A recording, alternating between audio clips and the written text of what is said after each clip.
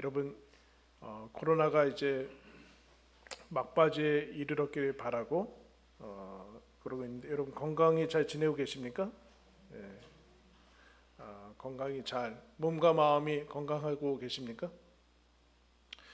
흔히 여러분 몸살이라고 하는데 어떤 분이 재밌게 풀었습니다. 몸이 살려달라고 하는 신호다. 그러니까 몸살은 주로 여러 이유가 있겠지만 무리하거나 이렇게 과로할 때 나타나는 증상이니까 몸이 살려달라는 신호로 아프다라는 거죠. 몸이 아니라고 할 때라는 책이 있는데 거기에서 그 의사가 이렇게 얘기합니다. 마음의 고통의 소리를 듣지 않으면 몸이 공격한다.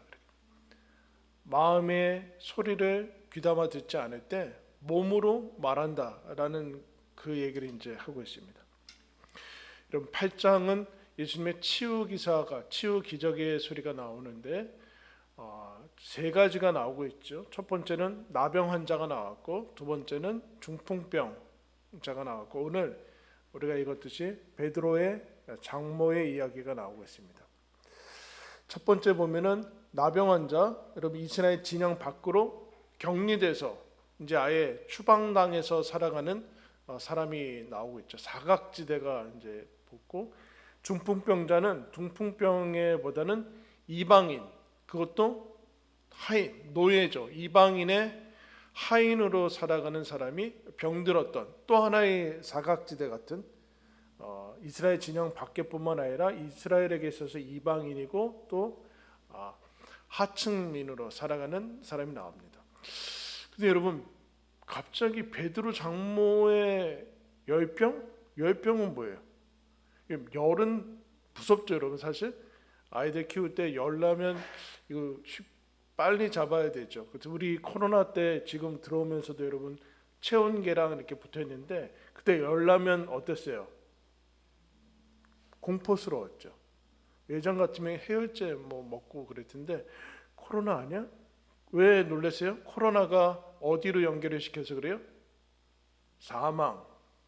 사망으로 연결을 시켰어요.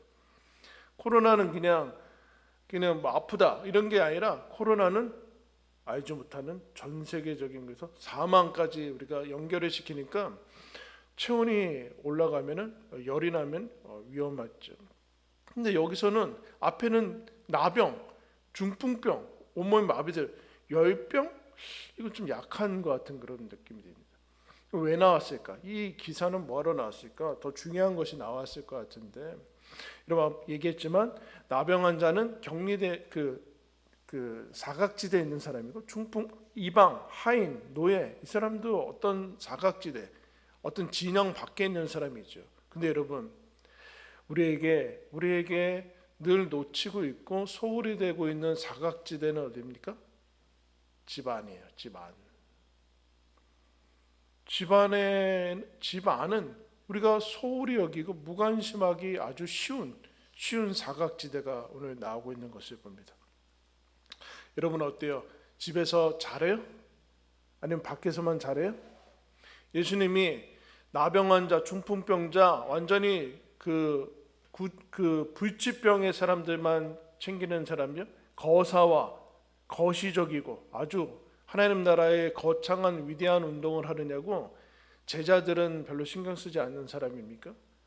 그렇지 않은 모습이 오늘 등장하고 있어요. 나병과 중풍병에는 어떻게 보면은 별로 그렇게 중요한 것으로 나와 있지 않은 열병, 근데 베드로의 집에 여러분 이제 있는 것을 봅니다. 베드로가 여러분 아시다시피 베드로는 결혼을 해서 생활을 하고 있던 어부였죠. 그러다가 예수님을 만나서 어느 날 어부 일을 다 그만두고 예수님 쫓아다니기 시작했어요. 12제자와 함께 예수님하고 쫓아다녔는데 예수님이 지금 여기에는 가버나움이라는 곳에 거할 곳이 없으니까 이 당시에 제자는 같이 먹고 사는 겁니다. 그냥 시간 돼서 갔다가 다시 집으로 가고 그런 개념이 아니라 그 당시에 제자는 제자 그 스승과 함께 먹고 지내는 동고동락하는 그런 시기인데 어느 날 갑자기 베드로가 그 어부일도 다 그만둬 버리고 예수님 쫓아다니기 시작했습니다. 그 어딘가 머물러야 될 거 아니에요? 그래서 학자들은 주로 베드로의 집이나 다른 집에 있어요. 베드로의 집에서 머물러서 이제 숙식을 해결한 거죠. 우리 장모 입장에서는 어땠을까요, 여러분? 장모님하고 같이 베드로가 살았는데 어느 날 사위가 직장 그만두고 예수라는 사람 만나서 미친 거예요. 예? 그뿐만 아니라 집에 열댓 명 데려온 사람도 와서 밥해. 누가 베드로 장모님 아내랑 밥했겠죠. 무슨 생각이 들었을까요? 예수님 분명히 초반에는 원망했을 거예요. 그러다가 이 장모가 알아누웠습니다. 열병으로 알아누웠을 때 그때 예수님과 제자들이 이제 집에 들어온 모습을 이제 보게 돼요. 14절 말씀에 보면 예수께서 베드로의 집에 들어가서 그의 장모가 열병으로 알아누운 것을 보시고 그의 손을 만지시니 열병이 떠나가고 여인이 일어나서 예수께 수종되더라. 병이 들었어요? 무슨 생각이 들었을까요? 베드로는 무슨 생각 들었을까요? 내가 이거 예수님 따라다니면서 뭐 엄청난 일을 하는데 가족이 치유하는 거 아무것도 그 실력을 발휘하지 못하니까 이게 뭔가라는 생각, 이게 무슨 의미가 있는가? 내가 가족들 고생시키면서 이거 왜 이렇게 해야 되는가? 무력감을 느꼈겠죠. 베드로 장모도 밥하고 뭐 그러다가 내가 병이 들었으니까 아마 많이 서운하고 그랬을 거예요. 그때 예수님이 어떻게 하는가? 야, 제자는 그 정도 다 대가 치르면서 와야 돼. 그렇게 얘기하지 않고 베드로의 집에 들어가서 바로 고쳐주셨어요. 고쳐주자 그의 장모가 수종되더라라는 얘기는 다시 기운을 차리고 다시 밥을 차렸다는 얘기예요. 이 장모가 여러분 그 얘기를 지금 하게 됩니다. 그 다음에 무슨 일이 일어나는가? 16절에 저물매 사람들이 귀신 들린 자를 많이 데리고 예수께 오늘 예수께서 말씀으로 귀신들을 쫓아내시고 병든 자들 다 고치셨다. 영혼이 병든 자, 마음이 아픈 자, 몸이 아픈 자들이 다 예수님께 나오는 것을 보여요. 여러분 옛날도 아니라 뭐 우리 어머니 부모님 때에는 마음 아픈 거는 병으로 치지 않았죠. 그죠? 마음 아픈 거는 병으로 치지 않았어요. 몸 아픈 거, 몸 아파도 병원에 못 갔는데 근데 여러분 몸이 아프고 마음이 아프고 영혼이 아프고 그 사람들이 예수님께 몰려오는데 왜 올까요? 나으려고 오는 거죠. 왜 나으려고 그래요? 왜 나으려고 그래요? 몸이 아프고 마음이 아프고 영혼이 귀신 들렸다라고 얘기했는데 증상들이 이제 제정신으로 살아갈 수 없는 거죠. 그럼 왜 나오는 거예요? 나으려고 나오는데 아프면 여러분 살 수가 없어요. 아프고 슬프고 그거는 계속되면은 삶이 고달파지고 죽고 싶어지고 이렇게 되는 거예요. 그런데 예수님께 나오는 거는 그나마 불씨라도 살아 있으니까 조금 나오는 것을 보게 돼요. 여러분 입원만 해보셨죠? 대부분 다 한 번씩? 다 해보셨을 거예요. 입원하고 아프면은 뭐가 제일 어렵게 다가와요? 그동안 내 스케줄에 들어가 있지 않은 거, 밥 먹는 거, 샤워하는 거, 화장실 가는 거, 그런 거 스케줄에 적어놓으신 분 계세요? 중요한 일이라고? 그게 중요하게 다가오죠. 내 힘으로 밥을 먹을 수가 없어요. 그리고 옷 갈아입는 것도 불편하고 나 혼자서 화장실 가고 이런 게 커다란 과업으로 다가옵니다. 커다란 과업으로. 그래서 이거 아주 너무 흔해가지고 먹고 마시고 쉬고 잠자고 이게 우리들한테는 엄청난 일이었구나라는 것을 아프면 알게 돼요. 그러면서 이제 한계를 경험하게 되고 무기력한 것을 경험하게 되죠. 이 일상적인 것이 소원으로 다가와요. 제대로 밥을 한번 먹어서 한숨 푹 잤으면 내 발로 걸어 다녔으면 이게 뭐 소원들이 여러분 다가오죠. 인간이 별게 아니구나 라는 생각이 여러분 듭니다. 아프면 사람이 별거 아니구나. 근데 제 무슨 생각이 드냐면은 그것에 얘기해. 내 몸이 내 게 아니구나. 내 마음이 아파 보세요, 여러분. 마음이 아파 보세요. 마음이 내 게 아니구나. 내 마음대로 할 수 없구나. 라는 것들을 여러분 깨닫게 됩니다. 그래서 이제 하여튼 질병은, 아픈 것은, 몸이 아프고 마음이 아프건 우리한테 멈추라고 하죠. 멈추라. 일상의 것들이 장애를 일으키면서 멈출 수밖에는 없어요. 멈추고 질문을 하죠. 여러 가지 질문들이 떠올려. 이게 뭔가? 나는 이 정도밖에 안 되는가? 내 인생이 이게 뭔가? 고독해지고 뭐 그렇게 되죠. 이런 베드로가 옆에 예수님 따라다니지만 베드로 장모가 아플 때 해줄 수 있는 게 없어요.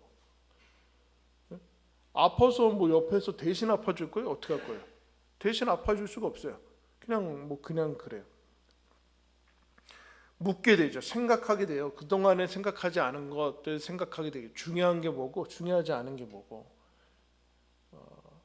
남겨둘 게 뭐고 남겨두지 않은 게 뭐고, 뭐 이런 여러 가지 것들을 여러분 묻게 되고 생각하게 됩니다. 근데 사실은 아프다는 것은 그동안 소홀하고 방치했다라는 뜻이죠. 방치했다라는 뜻. 방치하고 무관심하고 뭐 그랬다는 뜻이에요. 허리가 아픈 거는 허리를 안 아프니까 막 뭐 나쁜 자세로 뭐 지냈던가 뭐 그런 거죠. 체했어요? 뭐 여러 가지 이유가 있겠지만 과식을 했으면은 막 먹은 거죠. 생각. 왜 막 먹었을까요? 마음이 허했을 거예요. 그죠? 배고파서 그러진 않았을 거예요. 그죠? 우리가 배고파서 요새 먹는 건 아니잖아요. 마음이 허하니까 먹으면 잠깐은 기분 좋아지니까 마음의 소리를 들어야 되죠. 마음의 소리를 들어. 아플 때 우리는 분명히 몸과 마음이 여러분 얘기를 합니다. 근데 그때 우리가 소홀히 하고 방치하고 무관심하고 하는 그런 메시지들이 다 들려요. 근데 그것보다 더 소중한 것은 무엇인가? 오늘 말씀에 보면은 17절 말씀, 우리 17절 말씀 우리 다 같이 한번 읽겠습니다. 시작. 이는 선지자 이사야의 말씀을 우리의 연약한 것을 친히 담당하시고 병을 짊어지셨도다 함을 이루려 하심이라. 예수님이 앞에 8장부터 지금까지 앞에 거지 왜 이 치유 기적을 일으키셨는가, 뭘 얘기하고자 하는가, 이사야 말씀에서 한 말씀처럼 우리 연약한 것을 짊어지시고 병을 짊어지셨다라는 것을 성취하기 위해서다. 이 얘기는 무슨 얘기냐면 여러분 이사야 53장 말씀인데 잘 아는 말씀이죠. 그가 찔림은 우리의 죄악 때문이요, 그가 상함은 그 얘기하는 거예요. 우리의 그는 칠로 우리의 질고를 지고 우리의 슬픔을 당하였는데 우리는 그가 하나님께 벌 받는다라고 생각했다. 그래서 고난주간에 잘 나오는 말씀 아닙니까? 그가 찔림은 우리의 허물 때문이요 그가 상함은 우리의 죄악 때문이다. 그가 징계를 받음으로 우리는 평화를 누리고 그가 채찍에 맞음으로 우리는 나음을 받았도다. 예수님이 이 치유 기적을 왜 일으키셨는가라고 하면은 이런 거예요. 여러분 아프면 왜 병원에 가요? 아픔은 그냥 아픈 정도가 아니라 죽음으로 연결이 돼서 그래요. 죽음으로 연결이 돼서. 죽음은 멸망이고 우리가 가장 무서워하는 것들인데 예수님이 이 치유 기적을 일으키면서 뭐로 얘기하시는가? 내가 죽음과 병과 연약함의 문제를 해결했다라는 얘기는 무슨 얘기인가? 예수님이 대신 그 찔림으로 우리가 나았고 상함으로, 예수님이 상하면서 맞으면서 형벌 받으면서 나았다라는 얘기는 어려운 말로 대속이라고 그래요. 대신 값을 치렀다라는. 다시 새로운 단어는 안 나오니까 한번 외우시면 평생 가는 거예요. 성경의 거는 성경이 계속 늘어나진 않거든요. 그러니까 한번 알면은 너무 어려워 그러지 말고 한번 알면 계속 가는. 대신 속전을, 값을 지불한 거예요. 왜냐? 질병의 끝은 단순히 아픔이나 뭐 그 정도가 아니라 질병의 끝은 사망이고 형벌이고, 근데 그 연결을 끊었다라는 얘기예요. 그 연결을 끊었다. 그래서 여러분 우리는 아프고 고통을 느끼지만 무슨 얘기를 하는가? 그게 멸망으로 가지는 않을 거다. 우리는 한번 죽는 것이 정해졌지만 그것이 하나님과 끊어지고 멸망은 아니다. 형벌은 아니다. 지금 우리가 예수님 믿으면 안 아픈가? 그건 아니죠. 근데 아픔은 우리가 하나님 앞에서 벌을 받거나 저주를 받거나 잘못을 했다라는 그런 메시지가 아니라 수많은 아픔이 나한테 관심을 가져라, 내 마음을 돌아보라 라는 그런 메시지인데, 그 안에 넘어서서 예수님이 그 얘기하는 거예요. 베드로와 장모가 열병으로 누워있을 때, 알아누울 때, 베드로는 어찌할 바 모르고 있을 때, 회의와 무관심과 무기력함에 시달릴 때 예수님이 중요한 점에 집에 들어가세요. 예수님이 집에 들어갔어요. 집에 들어가서 치료를 하세요. 우리가 늘 소홀히 여기는 거, 밖의 일만 소중하다고 밖의 일하고 중요한 사람 만나려고 돌아다닌다고, 밖에는 친절한데 집에 가면 막 친절하지도 않고, 여러분 어때요? 집에 집안 사람들한테 제일 친절해요? 아니면 집에 들어가면 막 밖에 사람들한테 막 이러다가 집에 들어가면 안 해요? 밖에 나가서는 독립운동 하다가 집에 가서는 자기 아들들은 돌아보지도 않아요? 예수님 그러지 않아요. 자기를 따라 나온 베드로 그리고 그 장모까지 책임지는 모습을 봅니다. 그러면서 뭐라고 얘기하시는가? 이런 얘기하는 거죠. 네 아픔 속에 내가 들어간다. 네 슬픔 속에 집에 들어가듯이 네 슬픔 속에 내가 들어가서 그 슬픔과 아픔을 같이 짊어진다. 그래서 치유가 되는 거예요. 베드로 장모가 치유가 된 다음에 예수님께 다시 밥을 차려드리고 제자들의 뒤치다거리를 하잖아요. 일상의 일을 하는 거예요. 일상의 일을 하는 거예요. 그래서 여러분, 우리도 이제 병 들었다가 낫고, 코로나 걸렸다가 여러분들 낫고 그랬잖아요. 근데 여러분, 저절로 치유되는 건 없어요. 자연 치유라고 그러잖아요. 여러분, 사람이 한 끼만 안 먹어도 손이 떨리고 자기 스스로 양분을 생산해내는 존재가 아니에요. 외부에서 양분을 받아들여야 되는 의존적인 존재, 사람만큼 의존적인 존재는 없거든요. 그런데 여러분, 어떻게 인간의 몸이 신비로워가지고 시간이 지나면 상처가 났고 막 뜯고 피나고 그러는데도 좀 지나면 막 낫고, 수술하고 째고 이렇게 막 호치키스로 찍어 놓으면 붙어요. 의술의 영향이 아니에요. 그러면 자연 치유예요? 그렇지 않아요. 예수님이 십자가에서 우리의 연약함을 짊어지시고 우리의 병을 치료하셨기 때문에 그 효과가 나오는 거예요. 그러니까 안 믿는 사람들은 뭐라 붙일 게 없으니까 자연의 몸의 신비로 치유된다라고 하죠. 그렇게 치유되는 건 없어요. 예수님이 그 모든 것을 짊어지시고 치유되는 거예요. 치유해서 뭐라는가? 다시 일상을 살아가는 거죠. 그러다가 여러분, 하나님께서 때가 되면은 그 병을 치료하지 않으시고 우리를 하나님의 나라로 이끄실 때가 있죠. 그것은 치료하지 않는 게 아니라 우리의 속사람이 새로워지는, 그러나 우리 겉사람은 낡아지니까 그 겉사람 낡아지는 거 영원히 죽지 않은 몸으로 다시금 입혀주시는 완성 중에 있다. 그렇게 얘기를 하는 거예요. 완성 중에. 그럼 결국엔 이 치유가 중요한 얘기는, 너희들이 아프고 슬프고 마음이 아프고 그때 도망가지 말고 그 안에서 얘기하는 소리를 들어라. 몸이 아프면은 몸이 하는 소리를 들어라. 너무 무리하지 말아라. 좀 쉬면서 해라. 하나님께 맡겨라. 마음이 아프면 돌아봐야죠. 너의 한계와 너의 그 연약함을 받아들여야 된다. 다 하려고 하지 말아라. 그런 것도 받아들여. 너는 인간이다. 인간적인 그런 필요를 채워야 된다. 잘 먹고 잘 쉬어야 된다. 잘 자야 된다. 그런 목소리를 들으면서 그것뿐만 아니라 나는 무가치하고 이것도 해결하지 못하고 연약하고 결국은 죽고 허무하고, 그게 아니라 뭐라고 얘기하는가? 그 아픔 속에 예수가 있다. 내가 짊어지고 가고 있다. 그것은 멸망이 아니라 영원한 하나님의 나라에서 생명으로 받을 것이다. 다시는 사망이 없고 아픔이 없고 곡하는 것이나 우는 것이 다시 있지 않은 그 나라가 너에게 다가오고 있다. 힘을 내어서 걸어가라 라는 그 메시지죠. 여러분, 우리는 때때로 아프고 몸과 마음이 힘들고 그럴 겁니다. 그때 그 힘듦 속에서 하나님께서 나에게 그 안에 예수가 있고 예수가 함께 우리의 몸과 마음의 아픔을 함께 짊어지고 치유하시고 완성시키고 가고 있다라는 사실을 여러분 믿으시면서 주님 바라보면서 또 힘내어 살아가시기를 예수님의 이름으로 축원합니다. 기도하겠습니다.